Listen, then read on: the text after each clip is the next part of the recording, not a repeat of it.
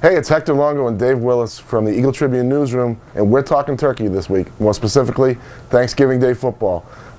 Dave, 9 games on tap Thursday morning, several giant games. I harken back to August, when you and I were sitting back in the sports department saying what a boring football season this was going to be. We did. We didn't think anything was going to happen. Pinkerton Academy goes on a gigantic run to win a state title in New Hampshire, and now we got a Thanksgiving Day to remember here with 9 great games. I guess that's what we get for underestimating the players.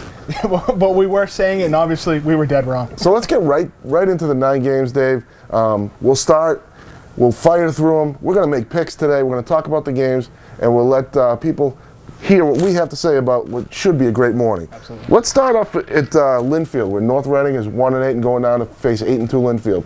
Linfield's got Rick Berardino, 11 touchdowns this year. How are the Hornets going to handle them? Well, you know, I talked to the coach last night, and he said they have to play the perfect game, and Jeff Wall's right. But North Reading's been tough. North Reading played Pentucket tough. North Reading played a few. You got Rossano, when they moved him to quarterback, the offense moved a lot better. It's going to be tough, man. Linfield is a tough team. Linfield's explosive. Almost, was in the league race until the loss to Hamilton Wenham. I got to think, I'm going to say Linfield wins, say 19-10. How about yourself? I would say about the same, 21-7. Also in the Cal Small, we've got a pretty good matchup between Georgetown at Manchester. Now on paper, Georgetown's 1-8. You say, see you later on Thanksgiving Day. They're playing a 3-6 Manchester team that played in the Commonwealth Conference. All of a sudden, we get to see if the Commonwealth Conference large division has a little bit more than maybe people might have thought, because that was a pretty decent Manchester team that struggled in the league. Absolutely. You know what? I saw Manchester against Whittier, and Whittier was a little beaten up, but they took them. They beat them good. And that Manchester team, they look tough. They run the spread pretty well. The quarterback runs, he passes. What do we get from Georgetown in that game? Matt Bouchard's club, yeah.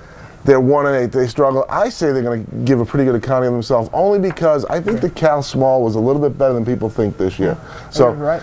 Here I'll pick an upset. I like Georgetown, say 21-20. This game, there's been games in the past, and this is a storied rivalry that have gone crazy. I like one of those plays here. Georgetown salvages the season. Sorry, Royals. I'm gonna go 28-14. Dave's alma mater, Pentucket Regional, has had a very solid season, 7-3. I hear from my sources though that Coach Hayden's a little worried about 0-10 Triton. Coach, come on, you're 7-3. That's Coach Hayden for you, man. Yeah. That's why they call it Haydening.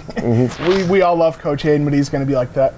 Losing out on the chance to play for the title obviously hurts. Right. It takes away a lot of the luster, but I can't buy it. I don't think they're going to win. On its home field, Pentucket's pretty darn tough. They're going to. Triton might have had a little bit of an advantage at their place. I see Pentucket romping here. Losing to North Andover is no shame. Pentucket wins easy. Nolan Dragon, he's phenomenal. Pentucket wins 28-0. Let's move on. We got Haverhill going down the road to Lowell, winless Haverhill. You know what? I'm going to go on air right now and give it up to the Haverhill High kids. You guys battled all year long. You've hung in there. You had a coaching change. Things have gone crazy bad for you. You stuck it out. You played Drake it tough last week. I give big props to the Haverhill kids. Malcolm Novello, David Huruk. You guys deserve a lot of credit for just being tough enough to hang in there. A lot more people in Haverhill should be like you and hang in for that city. It hasn't gone unnoticed. I'm going to tell you right now, Dave. Those guys have battled. They have. That said, Lowell played Andover tough. They almost beat them. In an 88-82 epic. I say the Hillies fight hard. They go down in 20-14. We got to watch that matchup because there are a lot of rumblings that this is the last Haverhill-Lowell matchup. Lawrence Lowell has been talked about. Lawrence Haverhill's been talked about. After Thanksgiving, there's a lot of people going to be talking about that game and what happens then.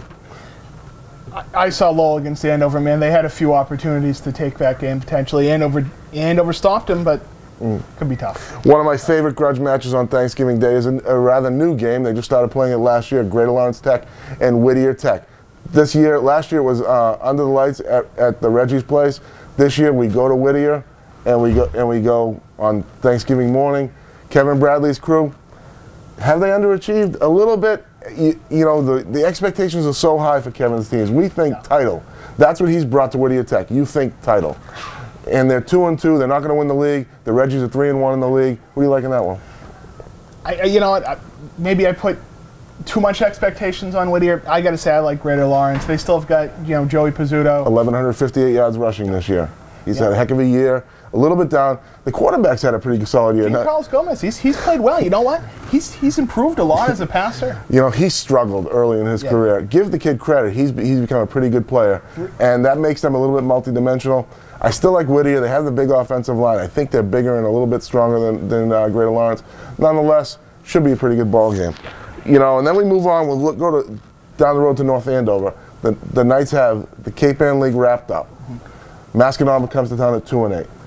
You know what? Coach Rafferty says he's not pulling out his starters. He says he's going for Thanksgiving. Thanksgiving is too special to just give up, and he wants to go into the playoffs hot. He doesn't want to go into the playoffs like so many teams you see who just roll their way in, send out their backups, and then all of a sudden they haven't played a meaningful game in a few weeks. He says they're taking it seriously. They're going to play it like it's for the title. Don't let them fool you, Dave. This is a team that's gotten beaten up by Masco in the last couple of years. Brandon Walsh and the boys have a little payback to deliver. That's what they're thinking about North Andover. They're not thinking about staying hot. They're thinking about putting a hurting on Masco because Masco's putting a hurting on them the last couple of years.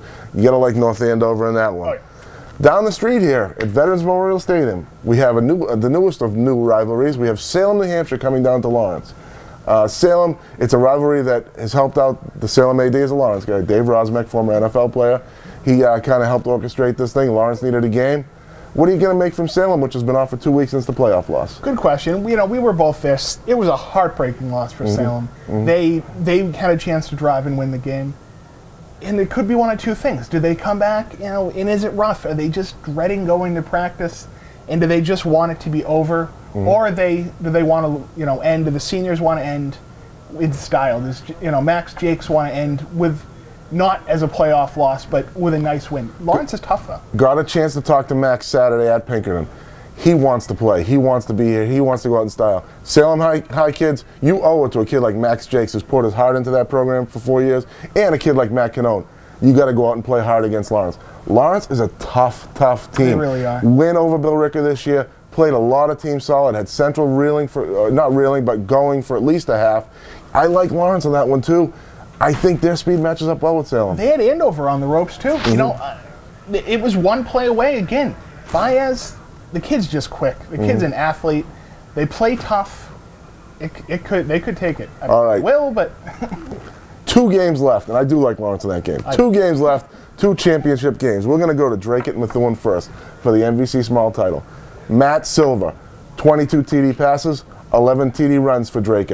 Cal Carroll, 19 TD passes, 18 TD runs for Methuen High.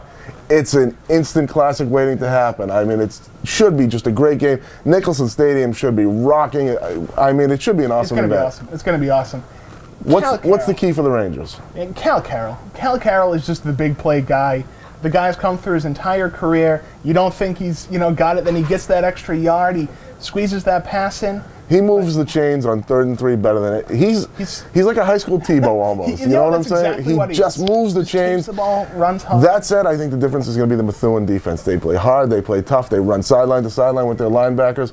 I think the Methuen defense is going to be the difference there. I know you love Silva. He's a very good player. I'm taking Cal any day in that matchup. I think we both like Methuen on that one, just like I said, for different reasons. Finally, we have Central Catholic and Andover for the MVC Large title.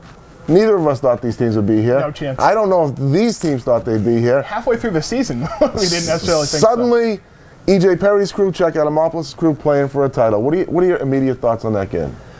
It's going to be awesome. Just Andover couldn't be hotter right now. It looked like halfway through the season when they lost to Methuen that they were probably done, but they've come back. They've been awesome. Central. Andover has the true playmaker in the game. They do. They have Andrew Koch. He's had a gigantic year. He carried them to the overtime and willed them to victory against Lowell when they needed it. He's the one big playmaker in the game. Trey Musamara for Central is on a gimpy ankle.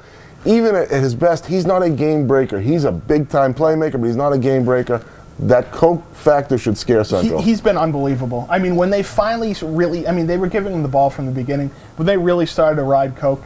It was just unbelievable. He's not the fastest guy, but he's quick, and he just runs over people. He's a lot like Carroll, actually. Out of the shotgun from quarterback, running forward, moving the chains. They couldn't stop him in overtime against Lowell because from 10 yards out, he's going to get in every time. He's going to run, through that line, pretty good offensive line, and he's just going to run in. And he's just going to, pop. He's torn apart 3 jerseys. Had a chance to do jersey number twice this year. On the other hand, Lake Central, Lake Methuen Central has found a way to win. They beat Chelmsford when Musamara was on the sidelines. Jacob Morales with a huge play in the end zone.